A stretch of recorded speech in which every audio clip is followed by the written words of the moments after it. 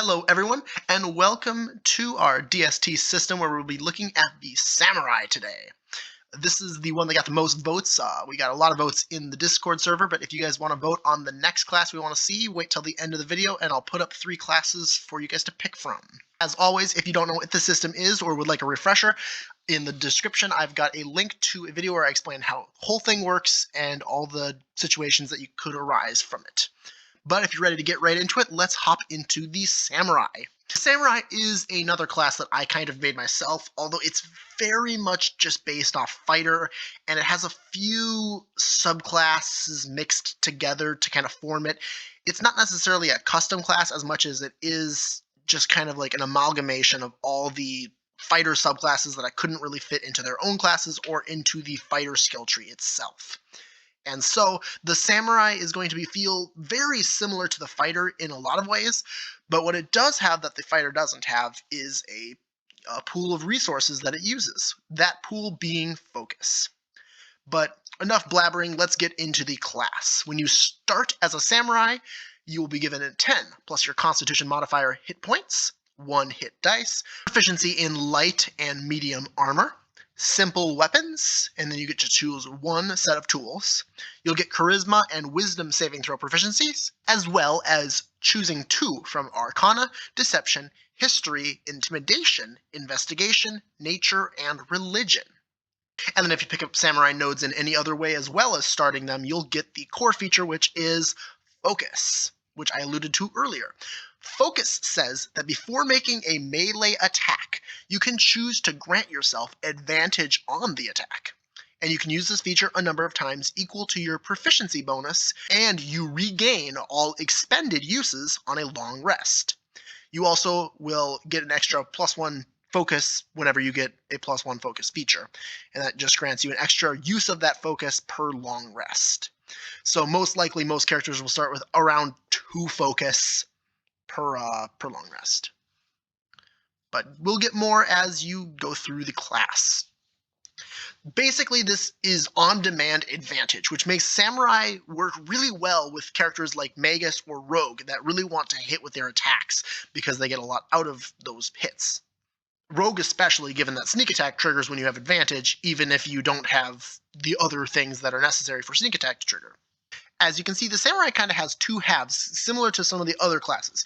The side on the left here kind of branches out in many different ways, but the one on the right kind of spirals over here to make a fun shape. But in general, this spiral section is going to be one of the most important parts for the Samurai because that's where you get extra attack and +1 attack. The Samurai gets extra attack and +1 attack about the same rate as the fighter, which is pretty cool and one of the other reasons why it's very similar to the fighter. But there is, of course, this other branch over here that also extends out, and I'll be talking about that after we go through the main spiral. So let's start off this path with the Sword Artist feature. This says that when you use a sword-based weapon, short sword, great sword, long sword, etc., any 1s or 2s you roll for damage are considered 3s. This is just a nice basic bump to your damage, so if you wanted to pick up Samurai, just like a 1-level dip to pick up these 2 nodes for a multi-class or something, I would not blame you, especially if you're using a sword. It's a pretty nice feature. We'll continue forward with an ability score improvement. The Samurai is a martial class, and so they'll get plenty of these. Before we pick up Tireless Spirit. Tireless Spirit says that when you roll initiative and you do not have all your uses of focus remaining, you regain 1 use of focus, which right off the bat, you're going to start getting extra regeneration of these focus points, which is super nice because they're pretty much your main feature. Next up, we will go down the main spiral, like I said, picking up a feat and a +1 to our focus points. And by this point, we probably have a +3 to our proficiency bonus if we've got another class we're going through, but if we don't, we'll be picking that up next. So now not only do we have +1 focus from this node, but we also get a +1 focus when we pick up any proficiency node because it's based off of our proficiency bonus. Just keep that in mind when we pick up proficiency bonus increases from Samurai or any other class. Next, we'll get that beautiful extra attack that every martial class wants to pick up as soon as possible. This, of course, lets you attack twice when you take the attack action, instead of once. We can then pick up a feature called Opportunist. Opportunist says you can exploit a creature's momentary distraction when it is hit by an attack. Whenever a creature within 5 feet of you is hit by an attack made by a creature other than you can use your reaction to make a melee attack against that creature. Basically just giving you, a reaction attack that can be triggered every single round. And if you have ways to get extra reactions, this can be triggered multiple times around. We'll pick up another +1 to our focus points, and then pick up Trained Versatility, which says that when you are not wielding a shield, you gain a +1 to your AC. Next, we'll grab an ability score improvement, another +1 to our focus points, and Champion's Challenge. This is actually an ability that I pilfered from one of the Paladin subclasses, but this says that as a bonus action, you can issue a challenge that compels other creatures to do battle with you.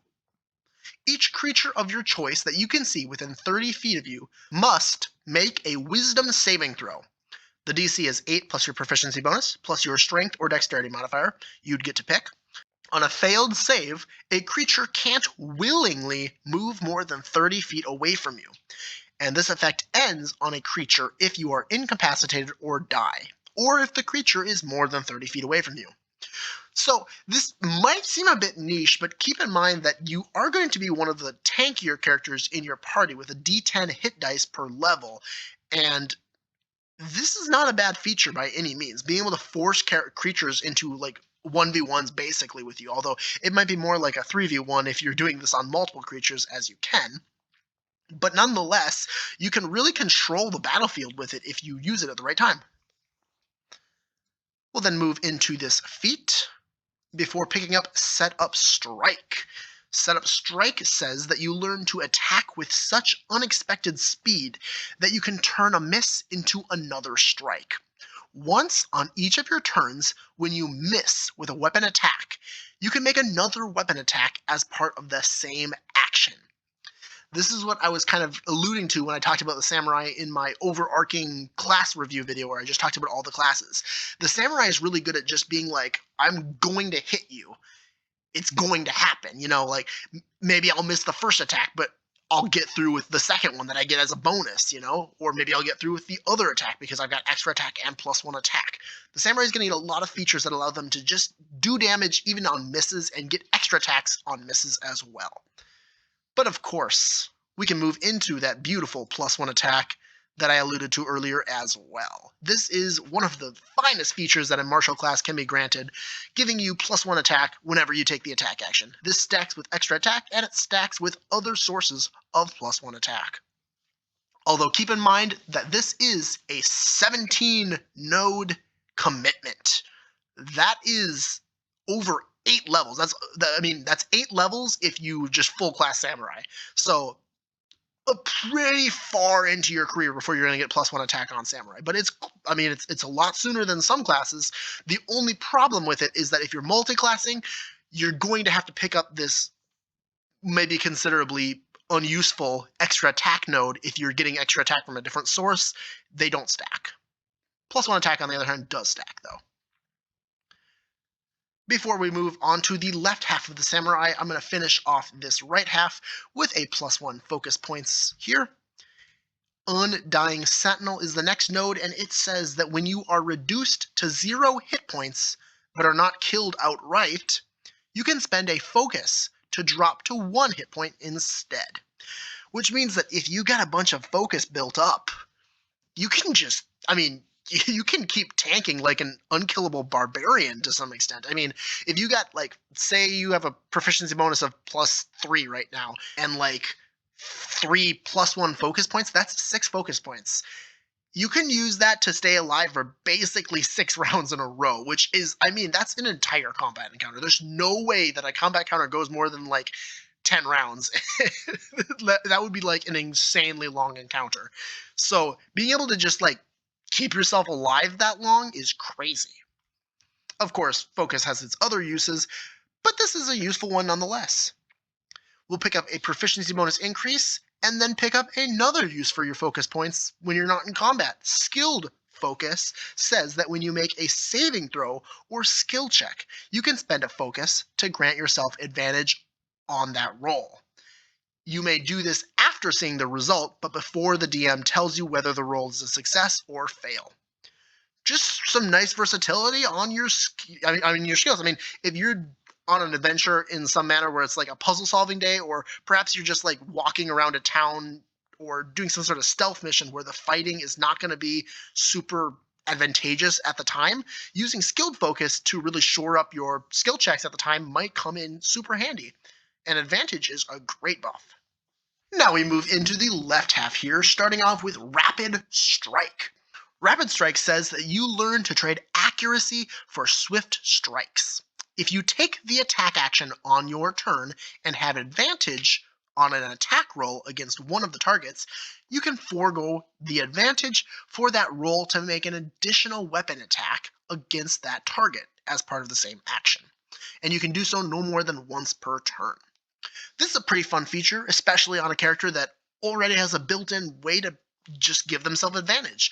So if you use focus on your turn to give yourself advantage, you can instead make 2 attacks. Next, I want to grab this side node over here, which is actually one of the best nodes that the Samurai can pick up. In fact, I would not blame you for taking 2 levels in Samurai just to pick up grazing hits on almost any martial character. It says that when you miss with a melee weapon attack, you can still deal damage equal to your strength or dexterity modifier. I mean, this just means that every single one of your attacks gets through, which is crazy efficient. I mean, who does not like using this ability to just always deal damage, even on a miss? Next, we'll pick up an ability score improvement, and then we've got 2 different paths ahead of us. I'm going to go down the right half first, which starts off with Rush into the Fray. This says that at the start of your first turn each combat, your walking speed increases by 10 feet, which lasts until the end of that turn. If you take the attack action on that turn, you can make an additional weapon attack as part of that action.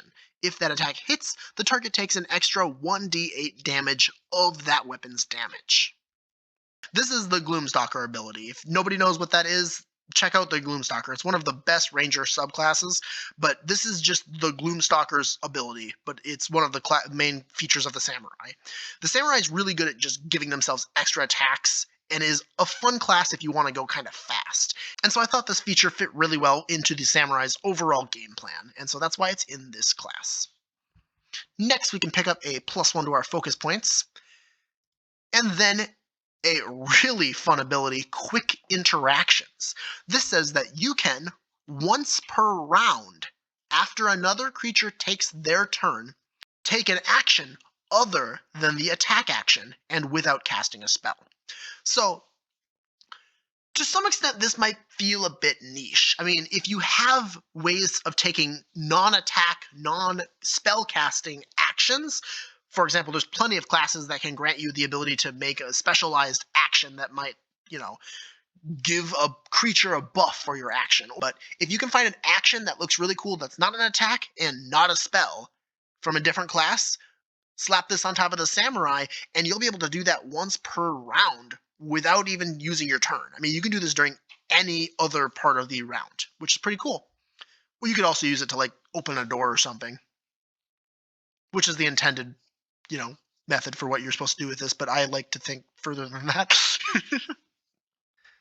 Next, we'll pick up another ability score improvement, a proficiency bonus increase, and refocus.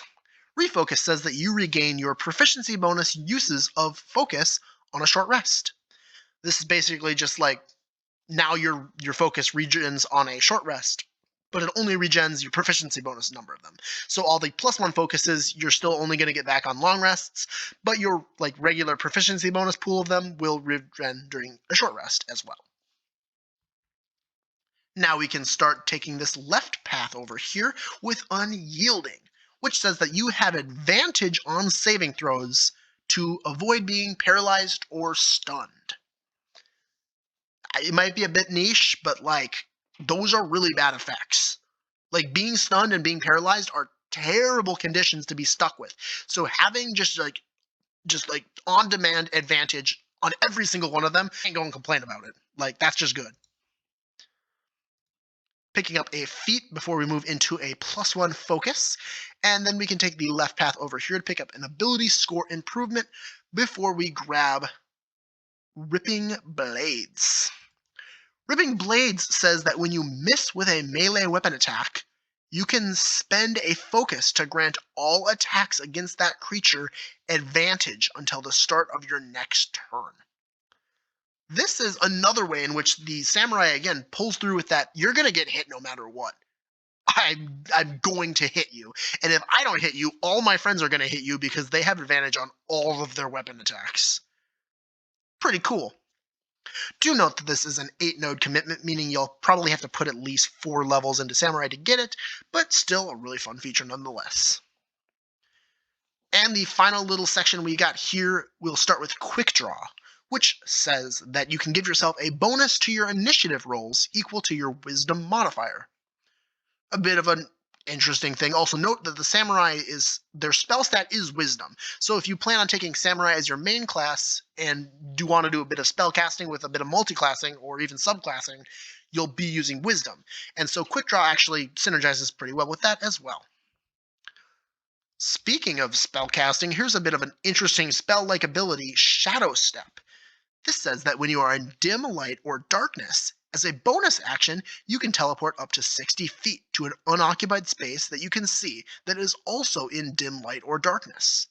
You then have advantage on the first melee attack you make before the end of your turn. The Samurai is all about getting advantage. I mean, if you couldn't tell by the amount of advantage they can dish out, I mean, they'll give themselves advantage by teleporting. They give all their allies advantage when they miss with an attack. They can just give themselves advantage on a skill check or an attack roll whenever they feel like it by using focus. This is really kind of the idea behind the Samurai is like, I want advantage, I get advantage. Of course, we can finish off this entire class with a proficiency bonus increase over here. So, in general, Samurai, a pretty easy to understand class. I mean, it's very similar to the fighter in a lot of ways. It's just a little bit more complicated because you actually have a pool of resources you have to keep track of, rather than the fighter their pool of resources was Action Surge and Second Wind. So, in general, slightly more complicated, but we can make it even more complicated with some cool feats. So let's check out some synergistic feats that work really well with samurais. The first feat I'll bring up might be a bit of a boring one, but it is super helpful for a character that uses their proficiency bonus for quite a lot of stuff. The Proficient feat. You can take this up to 3 times, and the first level of it will give you a +1 to your proficiency bonus. The second level gives you a +1 to your proficiency bonus, and the third level gives you a +1 to your maximum proficiency bonus. It's a bit boring, but your focus points are based off your proficiency bonus, so might as well get a higher proficiency bonus as soon as you can. Next thing I'll bring up is a initiate feat. This is Ranger Initiate, which actually ends up working really well with the Samurai. It gives you a +1 to your caster level, and you learn the Hunter's Mark spell.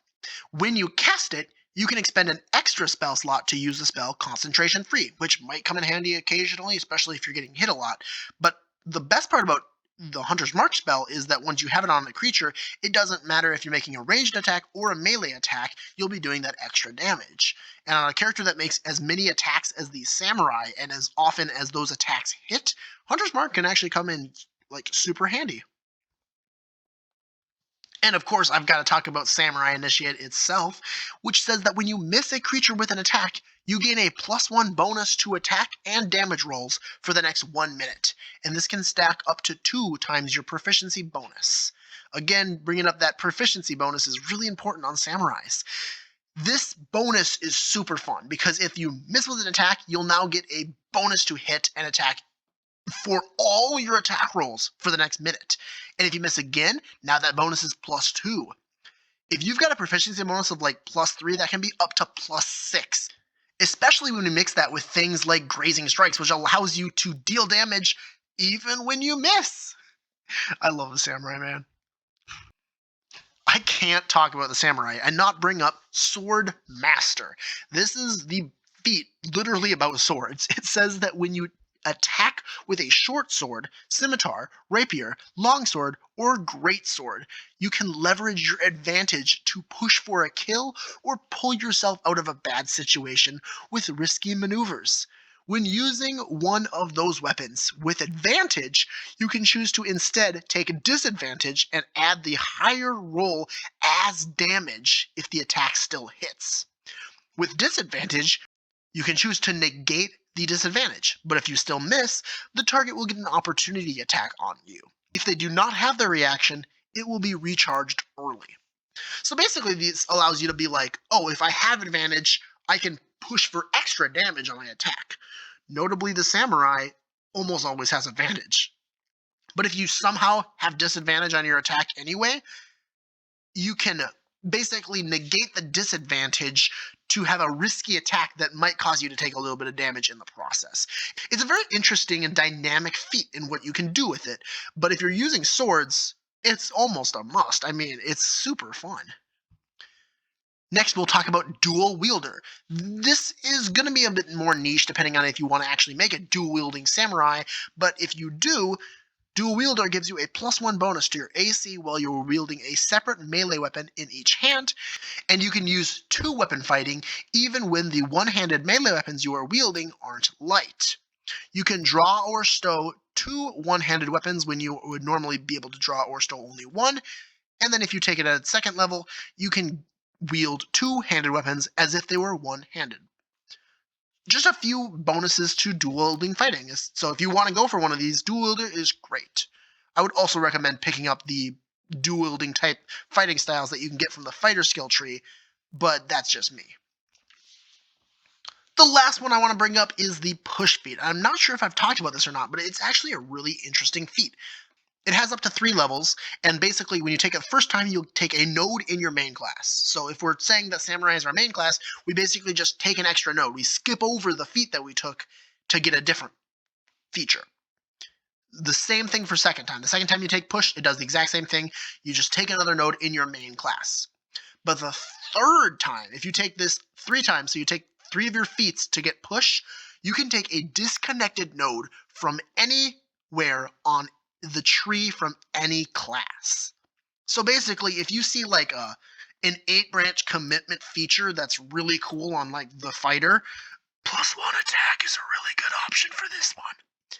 You can pick it up, which is super cool. I mean, it does take 3 feats to get there. 3 feats in, picking up a +1 attack, and then, the next few levels you'll pick up another +1 attack, especially if you're gunning it down that spiral part of the samurai tree.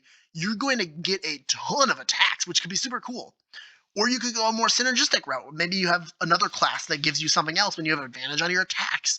Or maybe you want a high-level spellcaster just like out of nowhere, so you grab a class that gives you like a +3 to your caster level, and that's a nice buff. In general, the push feat is super fun and gives you a ton of variability with what you want to play as. That being said, that was all I had for the Samurai. It was a bit of a shorter one.